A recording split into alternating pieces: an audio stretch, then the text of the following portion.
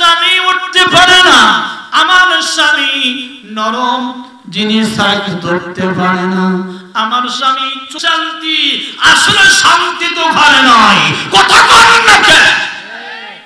শান্তি আছে যেখানে শান্তি সেখানে বলা না। এই জন্য সিদ্ধান্ত নিল মুহাম্মদ যে ধর্মের অনুসারী, সেই ধর্ম তো সত্য ধর্ম, এটা তার আল্লাহর ধর্ম, এই জন্য তাদেরকে বন্ধ করতে হবে। মুহাম্মদ সহ নবমুসলিম যারা হবে তাদেরকে দুনিয়া থেকে বিদায় করতে হবে। নাউজুবিল্লাহ, জোরে কোন নাউজুবিল্লাহ। এবার তাদের সিদ্ধান্ত অনুযায়ী কাজ শুরু করলো। এই নবমুসলিমদের উপর নির্যাতন নিপীড়ন শুরু করলো। নবমুসলিমগুলি তাদের অত্যাচার সহ্য করতে পারতেছেন না। আমার রাসূল পারমিশন দিলেন, আল্লাহ পাকের নির্দেশে রাসূল জানিয়ে দিলেন, ও আমার উম্মতেরা, ও আমার সাহাবীরা, মক্কা থেকে তোমরা হাবশায় হিজরত করো। জোরে করে আল্লাহু আকবার। যখন এই কথা, এই নির্দেশ যখন রাসূল দিলেন, সঙ্গে সঙ্গে আল্লাহ পাক জিবরাইলকে সূরাতুল আনকাবুত রাসূলের সামনে পাঠিয়ে দিলেন। এই সূরা থেকে আমি দুই টুকরা আয়াত কারিমে তেলাওয়াত করেছি, একটু চেষ্টা করব কোরআন হাদিসের গল্প করার। আল্লাহ পাক তৌফিক দান করুন। আপনারা আবার বলুন আমিন। আমরা এখানে এসেছি কিসের জন্য ভাই? কথা বলেন। বক্তার সাথে কথা বলতে হবে। আমি একা বক বক করবো, আপনারা কিছু বলবেন না, তা তো হয় না। অনেক অন্ধর মতো ওয়াজ করে যায়। আপনার বক্তা বক বক করতেছে, শ্রোতা বুঝতো কি বুঝতো না, জিজ্ঞাসা করলো না, কথা কয় রাগ করতেছে, আছে না? কিন্তু আমার মাহফিলে আমি তা করতে দেই না। আমি সতর্ক রাখি তারা যেন সব করে কথা বুঝতে পারে। আমি এখানে ওস্তাদ হিসেবে, শিক্ষক হিসেবে বসে আছি, আপনারা ছাত্র হিসেবে বসে আছেন, ঠিক কিনা বলুন? ছাত্রদের প্রশ্ন করার দরকার আছে না? আছে। আপনারা প্রশ্ন করবেন, আমি উত্তর দেবো। আমি প্রশ্ন করলে আপনি উত্তর দিবেন তো? দিবেন তো?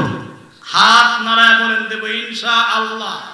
হাত টান করে বলে ইনশাআল্লাহ, হাত নামা। তাহলে আল্লাহর নবী কালেমার দাওয়াত, লা ইলাহা ইল্লাল্লাহু মুহাম্মাদুর রাসূলুল্লাহ। এই মাইকটা বক্স একটু বেশি কানে আসতেছে, একটু ঘোরা দিয়ে শোনা আবার এটা।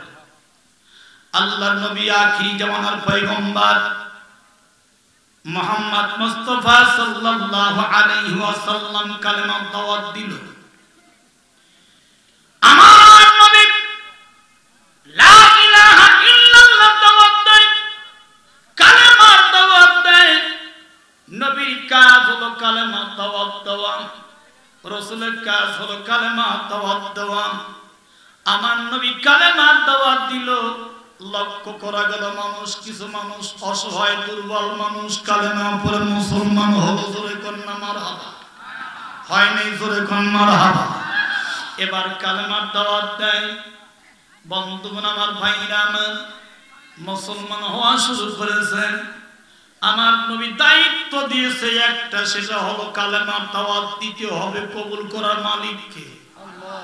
জোরে কম আল্লাহ পাক কিয়ামতের আদালতে, আখিরাতের আদালতে আমার আল্লাহ দুইটা জাতি দিয়ে জাহান্নাম ভর্তি করবে। জোরে কম কয়টা জাতি? একটা জাতি মানব জাতি আমরা, আর একটা জাতি হলো জিন জাতি। এই দুইটা জাতি দিয়ে আল্লাহ জাহান্নাম ভর্তি করবেন। এবার দুইটা জাতি দিয়ে কেন ভর্তি করবে আল্লাহ পাক? এই দুইটা জাতি বানাইছে হলো তার দাসত্ব করার জন্য, তার গোলামি করার জন্য। কথা বলুন ঠিক কিনা? ওয়া মা খালাকাতুল জিন্না ওয়াল ইনসা ইল্লা লিয়াবুদুন। আল্লাহ বলেন, মানব তৈরি করেছি, জিন জাতি বানাইছি আমার দাসত্ব করার জন্য, আমার গোলামি করার জন্য, আমার পায়রবি করার জন্য। এই জন্য দুইটা জাতির হিসাব হবে। আর এই দুইটা জাতি দিয়ে আল্লাহ জাহান্নাম ভর্তি করবে। আল্লাহ পাক বলেন, এই দুইটা জাতি দিয়ে ভর্তি করব। দুইটা জাতি এই জন্য দেওয়া হবে, এই দুইটা জাতির তিনটা দোষ থাকবে। দোষ থাকবে কয়টা? আমার কথা না আল্লাহর কথা। সূরাতুল আরাফ কোন সূরা? সূরা আরাফ খোলেন। এখন তো বাংলা মিডিয়াম কোরআন শরীফ বের হইছে, কথা বল ঠিক কিনা? সূরা আরাফের 179 নম্বর আয়াত আপনারা তাফসীর করে দেখবেন। ওখানে আল্লাহ বলল বিসমিল্লাহির রাহমানির রাহিম ওয়ালাকাদ জারানা লিজাহান্নামা কাসীরাম মিনাল জিন্নি ওয়াল ইনসি লাহুম কুলুবুন لا يفقهون بها ولهم أعين لا يبصرون بها ولهم آذان لا يسمعون بها أولئك كالأنعام بل هم أضل أولئك هم الغافلون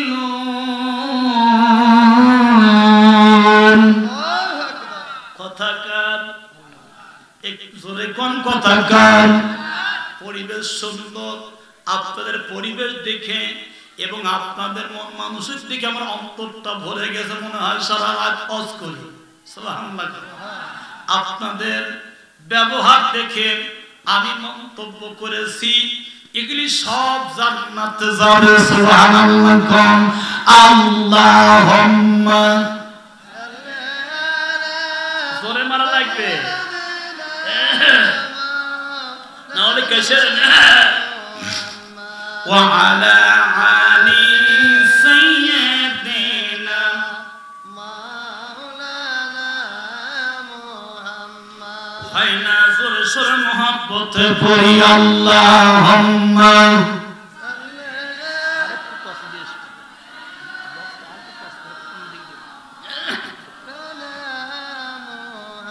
وعلى آل سيدنا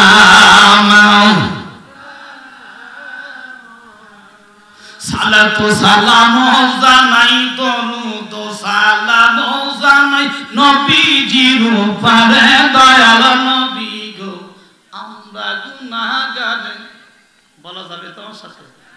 আমারও সঙ্গীত ভালো না গেলে ভালো লাগে কি খুশিরে বেজার আপনারা, তাহলে চলবে তো।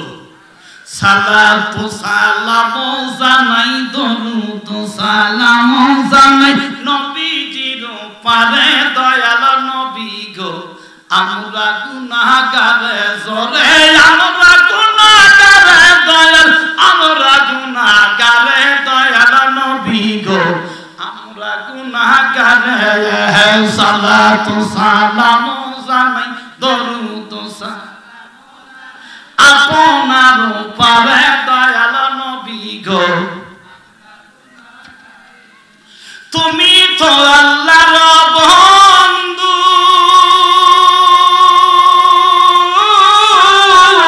পার করিও পাব সিন্ধু গো। মারহাবা আর জয় কন্যা মারহাবা। তুমি তো আল্লাহর বন্ধু পার করিও পাব সিন্ধু গো। করো দয়া করো মায়া করো দয়া করো মায়া মহিমা তোমার দয়াল নবী গো আমরা গুনাহগার। সালাতু সালাম দরুদ আপনার উপরে দয়াল নবী গো আমরা গুনাহগার জোরে আমরা গুনাহগার দয়াল আমরা গুনাহগার জোরে আমরা গুনাহগার দয়াল আমরা গুনাহগার দয়াল নবী গো আমরা গুনাহগার জোরে আমরা গুনাহগার দয়াল নবী গো আমরা গুনাহগার। মারহাবা জোরে কন্যা মারহাবা। আমার নবী আখির জামানার পয়গম্বর মুহাম্মদুর রাসূলুল্লাহ সাল্লাল্লাহু আলাইহি ওয়াসাল্লাম নবীজি পৃথিবীর জমিনে শ্রেষ্ঠ মানুষ আমার রাসূলের মতো একজন মানুষও হবে না। এত দয়ার মানুষ পৃথিবীতে আর একটাও পাওয়া যাবে না। কি পাওয়া যাবে? জোরে বলুন। নবীর উপর কোরআন শরীফ নাজিল হয়। কি নাজিল হয়? কোরআন শরীফ নাজিল হয়। নবী কোরআন শরীফ যখন পাইলেন নবী এত খুশি হয়ে গেলেন। সুবহানাল্লাহ বলবেন। কারণ কোরআন শরীফ হলো মুসলমানদের জন্য সবচেয়ে একটা বড় হাতিয়ার, মুসলমানদের সংবিধান। আল কোরআন, কথা বলুন ঠিক কিনা? কত ধর্মের কত সংবিধান আছে, এক একটা ধর্মের এক একটা সংবিধান। সেই সংবিধানের শুরু যদি হয় শেষে মিল পড়ে না, কথা বলুন ঠিক কিনা? আল্লাহ পাক আমাদের এমন একটা সংবিধান দিয়েছে, সেই সংবিধান এত সুন্দর মিল, গ্রামাটিক্যাল সুন্দর মিল, আবার আপনার ছন্দ সুন্দর মিল, কথা বলুন ঠিক কিনা? আপনি যখন কোরআন শরীফ তিলাওয়াত করতে যাবেন আল্লাহ পাক কত সুন্দর করে তৈরি করেছে। বিসমিল্লাহির রাহমানির রাহিম।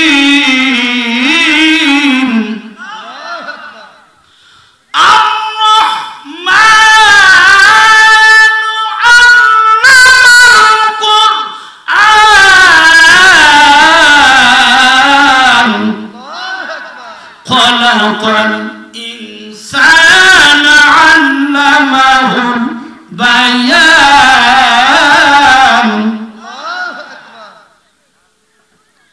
দেখেন শুরুতে কত সুন্দর সুন্দর মিল, শেষে যায় আপনার কত সুন্দর মিল। আল্লাহ কত সুন্দর করে সূরাগুলি বানাইলেন। এরপর আপনি তেলাওয়াত করবেন সর্বশেষ সূরার নাম কি? কথা কম। সর্বশেষ সূরা সূরাতুন নাস। আসলে না কুল আউযু বিরাব্বিন নাস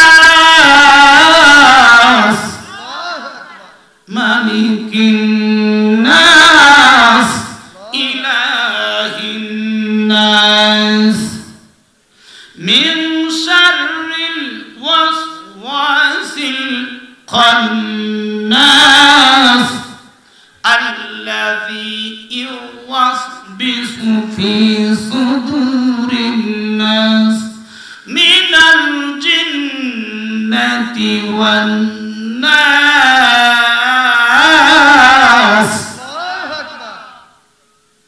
দেখেন কত সুন্দর মিল, সব নাস, ঠিক কিনা বলুন? শুরু তো মিল, শেষ মিল। আপনি গীতা পড়বেন, গীতার মিল পাবেন না। মানব বচিত যত রকমের সংবিধান আছে একটা সংবিধানের মিল পাবেন না, কারোর সঙ্গে কারো মিল নাই। আর কোরআন শরীফ আল্লাহ দিয়েছেন, এই কোরআন শরীফ সংবিধানটা হলো আল্লাহর দেওয়া বিধান।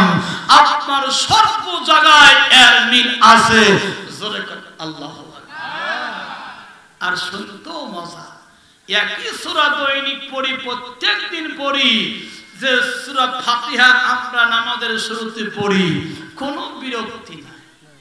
কথা ভুল বললাম না খারাপ বললাম? জোরে কম।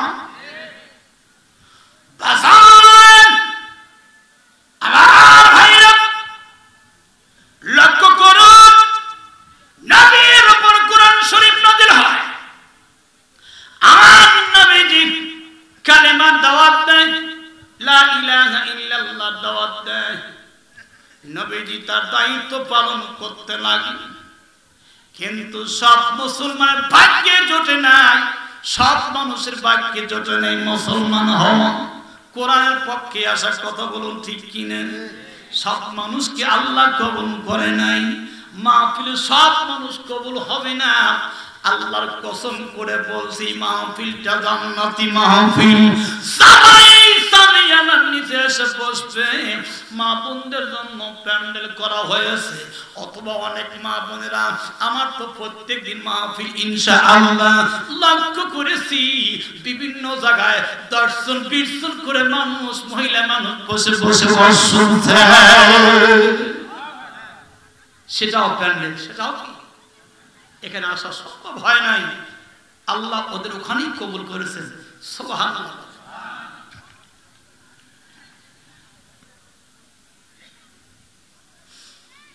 আল্লাহ নবী জানায়া দিলেন শুধু কালেমা পড়লে হবে না, কালেমা পড়ুন, এই কালেমা পড়ার পর ঈমান আনার পর আল্লাহ বলে তোদের আমি ঈমানি পরীক্ষা করব। কি করবে? কথা কও, পরীক্ষা করব। আল্লাহ তাই কোরআন শরীফ মত বলেন আহাসিবান নাস আইয়াতুরাকু আইয়াকুলু আমান্না ওয়া হুম লা ইফতানুন। আল্লাহ বলেন হ্যাঁ মানুষের দল, সব মানুষকে আল্লাহ বলছে হ্যাঁ মানুষেরা তোমরা মনে করেছ ঈমান আনছি আল্লাহর উপরে, ঈমান আনলেই চলবে, আল্লাহ অব্যাহতি দিবে, ঈমান আনলেই অব্যাহতি পেয়ে যাবে, আর আল্লাহ ধরবে না, ধরবে না। আল্লাহ বলে বান্দারে আমি আল্লাহর উপর ঈমান আনছিস, আমি আল্লাহ ঈমানি পরীক্ষা করব তুই কতটুকু ঈমানদার। মাহফিল তোর ভালো লাগে কি লাগে না, কোরআন ভালো লাগে কি লাগে না, নামাজ ভালো লাগে কি লাগে না, বলতেছিস তো আমি ঈমানদার, আমি মুসলমান, আমি আল্লাহ তোদের পরীক্ষার মধ্যে যাচাই করব, বাছাই করব তোর কতটুকু ঈমান আছে। পরীক্ষা ছাড়া কি ছাত্র ভালো মন্দ বোঝা যায়? কথা বলেন তো। অটো পাস হলে সমস্যা, অটো পাস ছিল কি ছিল? কথা বলেন না কেন আপনারা? কোন তরিকাতে অটো পাস? আমি সে সময় বলেছি কিসের অটো পাস? আল্লাহকে ভয় নাই, তোমরা ভয় করো, আল্লাহকে ভয় করতে হবে। কথা বলেন ঠিক কিনা? ক্ষমতার বলে অনেক উল্টা পাল্টা অনেক কথাবার্তা বলা হয়েছে, কথা বলুন ঠিক কিনা? আল্লাহ কোথায়, আল্লাহ আছে কি নাই এটা ভাবা যাবে না। আমরা সর্বসময় এই চেয়ারটা শুধু আমার জন্য না, আমার পূর্ব বক্তারা বসেছিল, আমিও বসেছি, আমার পর আর একটা বক্তা আসবে। কথা কয় না, কথা কয় না, আসবে না?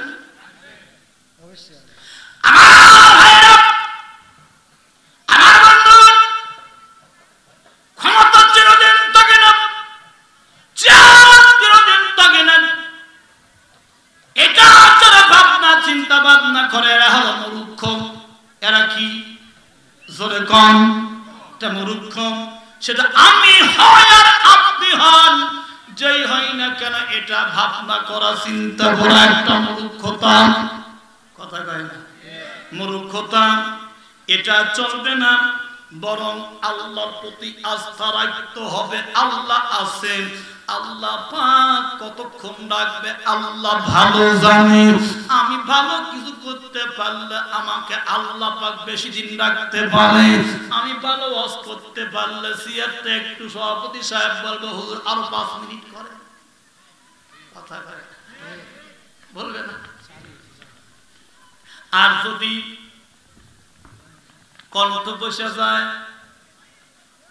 আবল তবল লাইন টাইন নাই, এমনি একটা যদি আমি বলি হুজুর তাড়াতাড়ি জানেন কুমিল্লা থেকে আপনার কুড়িগ্রাম এক বক্তা আনা হয়েছিল, আমি পাশেই ছিলাম, ওয়াজ করছি আগে, উনি পরে 30,000 কন্টাক্ট করে বক্তা আনা হয়েছে, কিন্তু আলোচনায় যে লোকজন রাখতে পারেন না, সব লোক করে উঠে যাচ্ছে। এবার বলে সভাপতি সাহেব বলে হুজুর আপনাকে আবার ওয়াজ করা লাগবে, গুরুস্থানে ক্ষতি হয়ে যাবে। সুবহানাল্লাহ।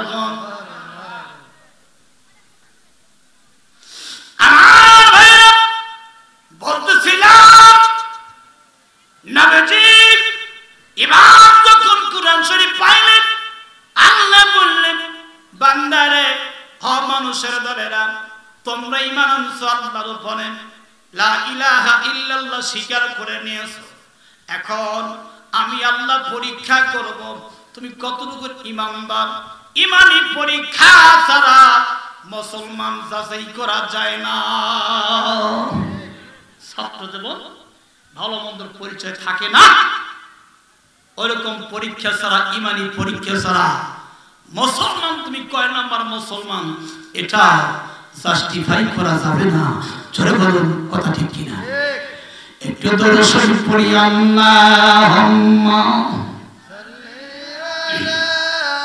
পিছনে শর্ট দিয়ে দেন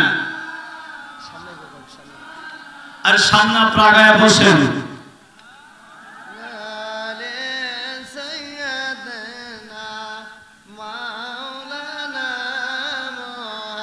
একটু মহব্বতের সাথে পড়ি আল্লাহুম্মা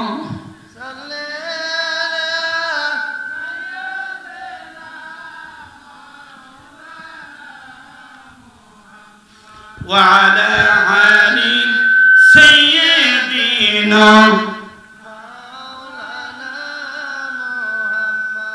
বন্ধুগণ আমার, ভাইরা আমার, এখন ঈমানি পরীক্ষার কথা আমার আল্লাহ বলল। কে বলল? এখন যদি আমার এই বাংলাদেশের নাস্তিকরা যদি কোরআনের বিপক্ষে কোনো কথা বলে আপনারা কি এর মানে নেবেন? জোরে কম। রাসূলের বিপক্ষে যদি বলেন আপনারা কি মানবেন? মানবেন না। কেন মানবেন না? আমরা রাসূলের প্রেমিক, আমরা আল্লাহর প্রেমিক। জোরে কোন আল্লাহু আকবার। আরো জোরে কোন আল্লাহু আকবার। তাহলে যদি যুদ্ধের ডাক আসে, যদি যুদ্ধের ডাক আসে, কাফের বিমান মুরতাদদের বিরুদ্ধে রক্ত দিতে হবে, জীবন দিতে হবে, অর্থ দিতে হবে, আপনারা কি সেখানে যাবেন কি যাবেন না? দেখতে চাই কারা যাব জিহাদের ময়দানে। একটা হাত তুলে দেখা। ইয়া আল্লাহ তুমি শহীদ হিসেবে কবুল করো। আমরা শহীদ হতে চাই, আমরা শহীদ হতে চাই। আমিন জোরে কোন। হাত নামান। তাহলে শহীদ হলে কি হবে? শহীদের দরজা আল্লাহর কাছে সবচেয়ে দামি দরজা। সুবহানাল্লাহ সুবহানাল্লাহ। বিনি হিসাবে তারা আল্লাহর জান্নাতে যাবে। সুবহান আল্লাহু আকবার। শহীদ নামের ওই ফুলের মালা মোরা পরব গলে। শহীদ নামের ওই ফুলের মালা মোরা, আমার সাথে বলতে হবে, শহীদ নামের ওই ফুলের মালা মোরা। আমার সকল কিছু যদি চলে থাক চলে, শহীদ নামের ওই ফুলের মালা মোরা পরব গলে। শহীদ নামের শব্দ হচ্ছে না, শহীদ নামের ওই ফুলের মালা মোরা। সাউন্ড বাড়াইতে আপনাদের সাউন্ড বাড়াইতে হবে, মাইকের সাউন্ড না, কিন্তু এটা আপনাদের সাউন্ড বাড়াইতে হবে। রাজি আছেন তো? আছেন তো? হাত তুলে দেখো ইনশাআল্লাহ। হাত তুলে দেখা ইনশাআল্লাহ। শহীদ নামের ওই ফুলের মালা মোরা পরব গলে। শহীদ নামের ওই ফুলের মালা মোরা পরব গলে। আমার সকল কিছু যদি চলে যায় তবু যাক চলে, শহীদ নামের ওই ফুলের মালা মোরা পরব গলে। শহীদ নামের ওই ফুলের মালা পরব গলে। আমি নিষ্ঠুর নাহি হব, নিথর নাহি রব, জড় পদার্থের মতো। আমি নিষ্ঠুর নাহি হব, নিথর নাহি রব, জড় পদার্থের মতো। আমি নির্ভীক হব, সত্য গেয়েই যাব, আসুক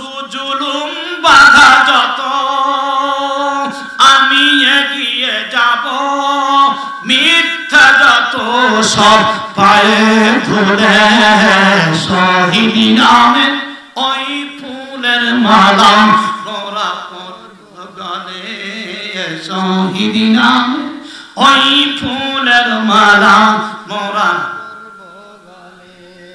সংকিত নহি আমি সংকিত নয় আমি নই পরাধীন ভীত কোন জাতি আমি যে স্বাধীন দিগ বিজয়ী আছে খোদা মোর সাথী মারহাবা সংকিত নয় আমি নই পরাধীন ভীত কোন জাতি আমি যে স্বাধীন দিগ বিজয়ী আসি খোদা মোর সাথী আমার নেই কোন ভয় নেই পরাজয় আমার নেই কোন ভয় নেই পরাজয় এই ধরা তলে শহীদ নামের ওই ফুলের মালা মোরা পরব গলে শহীদ নামের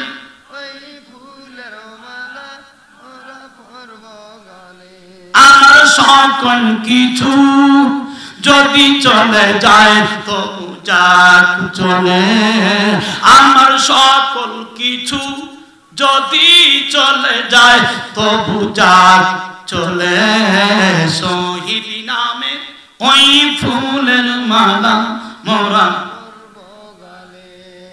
বাতিল তো চির ভীরু হীন মনোবল এই ইতিহাস যাদের পরাজয়ের গ্লানি আসে যারা পিছু হটা তাদের বাতিল তো চির ভীরু হীন মনোবল এই ইতিহাস জানেন পরাজয়ের গ্লানি সয়েছে যারা পিছু হটা দোষু তাদের আমি সব পেরিয়ে জয় আনিব আমি সব পেরিয়ে জয় আনিব সেই খোদার বলে শহীদ নামের ওই ফুলের মালা আমি পরব গলে শহীদ নামের ওই ফুলের মালা আমি আমার সকল কিছু যদি চলে যায় তবু চার চলে শহীদ নামের ওই ফুলের মালা আমি মারহাবা কোন আমিন কোন আমার ভাইরা এবার লক্ষ্য করেন ইমানি পরীক্ষার কথা বলতেছিলাম আল্লাহ ইমানি পরীক্ষা নাদির করবে এই পৃথিবীর জমিনে ঈমান আনলে চলবে না ঈমান আনার পর আমার আল্লাহ পরীক্ষা নেবেন এই পরীক্ষার মাধ্যমে যাচাই করবেন বাছাই করবেন কারা কতটুকু ঈমানদার এটা আমার আল্লাহ পরীক্ষার মাধ্যমে যাচাই করবেন জাস্টিফাই করবেন যারা ঈমানি পরীক্ষায় পাস করতে পারবে আল্লাহ বলতেছেন ওই বান্দার কোনো ভয় নাই আল্লাহ সেই কথা কোরআন শরীফের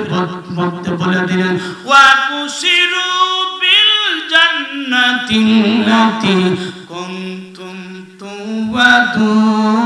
তুওয়াদুন আল্লাহু আকবার ইন্নাল্লাযীনা ক্বালু রাব্বুনা আল্লাহু থুম্মা ইসতাকামু তাতানাসসালু আলাইহিমুল মালাইকা আল্লা তাখাফু ওয়া লা তাহজানু ওয়া আবশিরু বিল জান্নাতিল্লাতি কুনতুম তুওয়াদুন আল্লাহু আকবার কথাকার আমার আল্লাহ দেখতে বলেন ইন্নাল্লাযীনা ক্বালু রাব্বুনাল্লাহ নিশ্চয়ই যারা আমি আল্লাহকে রব বলে স্বীকার করবে সুম্মাস্তাকামু থিরবে চল থাকবে আমি আল্লাহ ছাড়া অন্য কাউকে স্বীকার করবে না, আল্লাহ বলে মানবে না। আমার আল্লাহ বলেন, এই বান্দাদের শানে আল্লাহ বলতেছেন,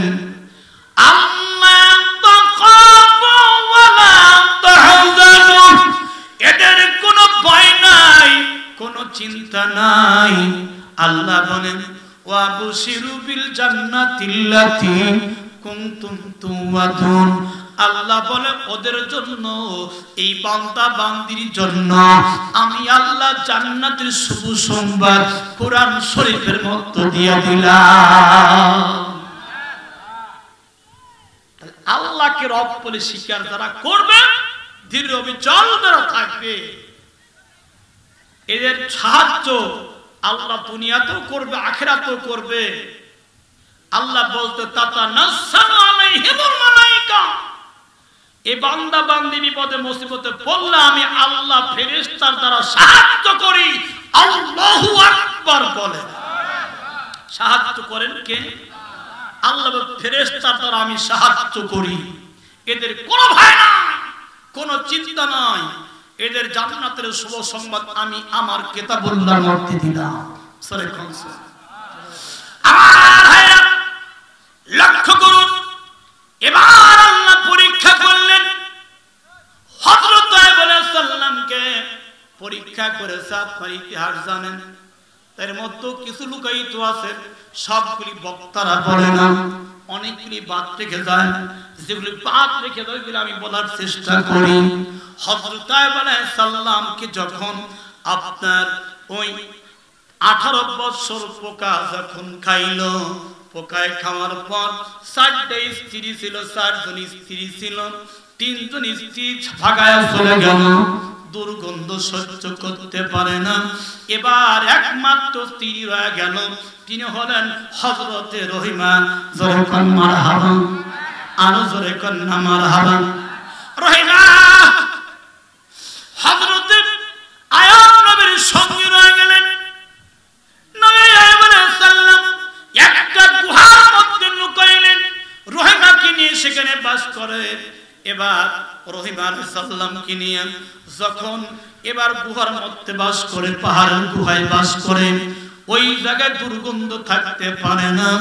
এবার আল্লাহর নবী হযরত আইয়ুব আলাইহিস সালাম কি খাবে?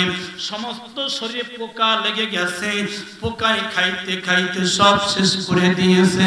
হযরত আইয়ুব আলাইহিস সালামের জিহ্বার মধ্যে পোকা লাগতেছে। আল্লাহকে ডাকতে বলে, আল্লাহ এই জিহ্বা দ্বারা তোমার নাম, তোমার জিকির করি মাওলা, আমার সারা শরীর পোকা দাও, আমার কোনো আফসোস থাকবে না।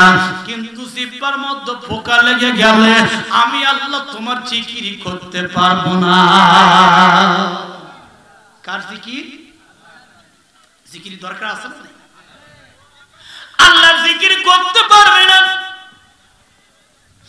আল্লাহ মঞ্জুর করে নিলেন। রহিমাকে ডাকতে বল, রহিমা তুমি কি আমাকে ভালোবাসো? 3টে স্ত্রী চলে গেল, আর তুমি আমার পাশে রইলা, বলো তো তুমি কি আমাকে ভালোবাসো?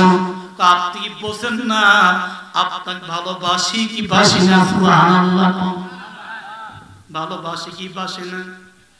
3 জন চলে গেছে, দুর্গন্ধে থাকতে পারে না, সম্পদ সব নষ্ট হয়ে গেছে, সব সম্পদ শেষ। এখন স্ত্রীকে নিয়ে গুহার মধ্যে থাকে।